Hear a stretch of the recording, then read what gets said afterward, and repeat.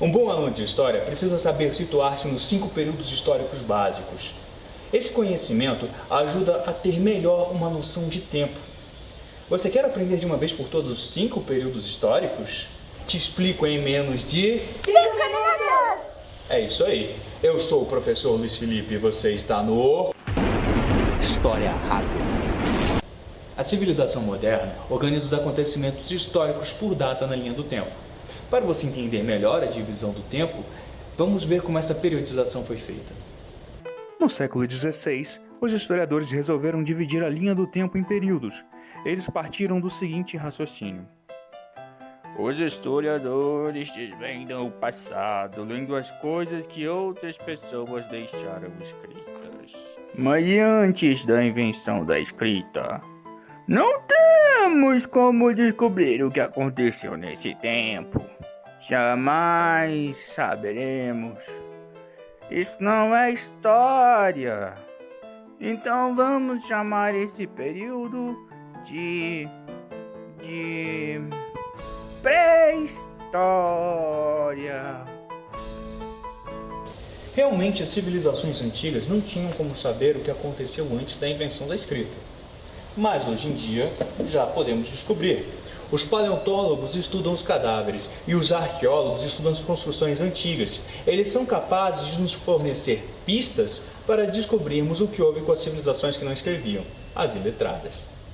O tempo em que Roma era um grande império e que a Grécia e o Egito prosperaram já ficou para trás há muito tempo. Essa é a Idade Antiga. Os romanos eram estudiosos, levavam a luz do conhecimento para onde iam. Mas no ano de 476, os povos bárbaros invadiram Roma.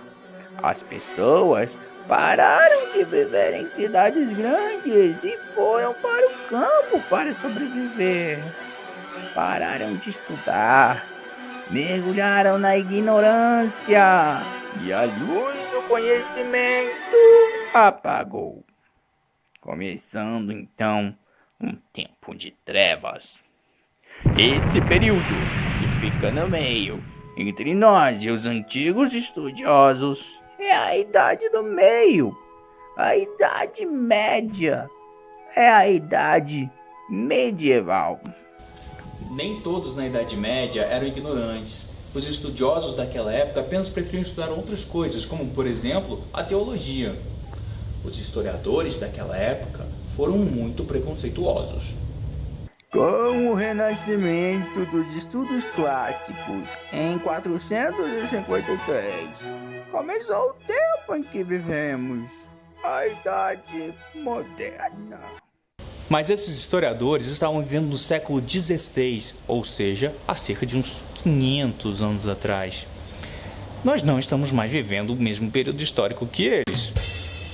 No ano de 1789, os franceses fizeram uma revolução em seu país, a mais radical que o mundo já vira.